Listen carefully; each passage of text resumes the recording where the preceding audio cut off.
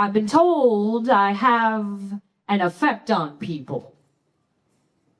That's why I'm here. By the time I leave, you will too have an effect. Be that chain reaction, that spark that ignites 1,000 flames, and you won't even have to say a word. Flames that will burn your name into fame's history books. Let's talk Forbes, if you will, but we'll need a glass of whiskey for that, so let's table it for later. All it takes is one spark to shift the temperature in the room from cold to comfortable. So comfortable that we can all admit we hesitated a bit before waking up and entering this room. We asked ourselves, how many robots will they have this time? Or how many dancers will dance on the line of what I might consider to be a giant waste of my time? Will I leave this room with enough energy to grow? Grow inside of what I think I already know. I think I know how to communicate. I think I know how to collaborate. But the question is do I know how to listen? How do I listen to what my audience needs? You see, many of you thought this was about fire, right? But no, it's not. It's about impact. Oftentimes, we get confused and we think our words are the most impactful, but they're not. It's the art of listening that stops people in their tracks and makes them call you for more. When we listen, it isn't about settling scores, it's about investing. Investing in the most important aspect of one's being, emotional investment. When we listen, we uncover the emotional meaning of money.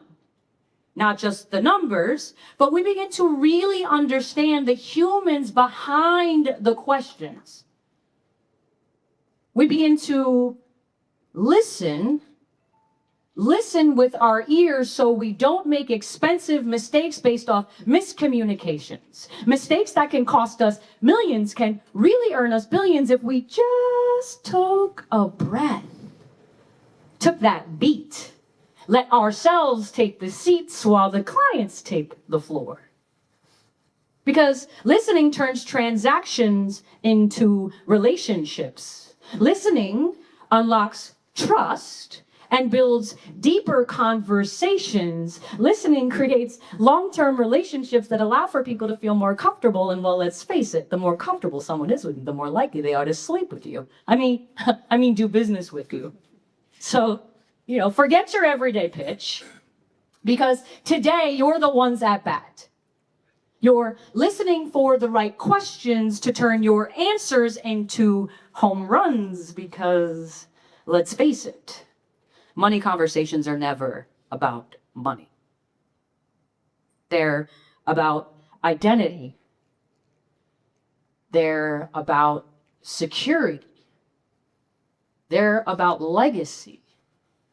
But more importantly, they're about freedom. And the only way that those truths come out is if someone feels heard. So when I, a future investor, sit in front of you and through held back tears confess to you my fears about my 3-year-old autistic niece who might never be able to sign a lease because she can't read it, are you listening to me?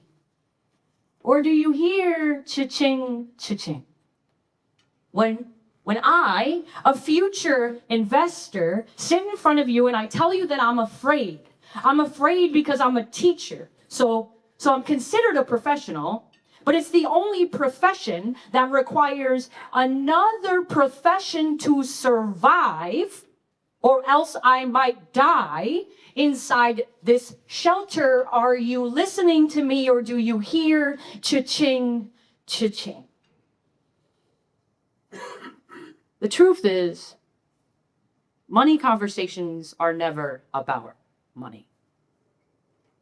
Your value is not only in the advice you give, but your value is in the space you create for people to tell you the truth.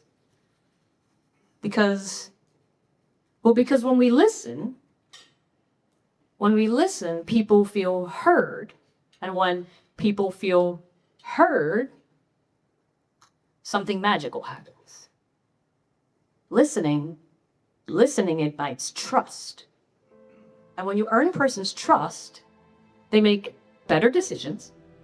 They commit to long-term plans. They trust the process. And well, they trust you.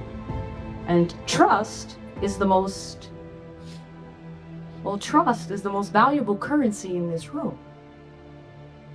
So when you leave the event today and your next client sits in front of you, I want you to ask yourself this: did they hear my pitch, or did they feel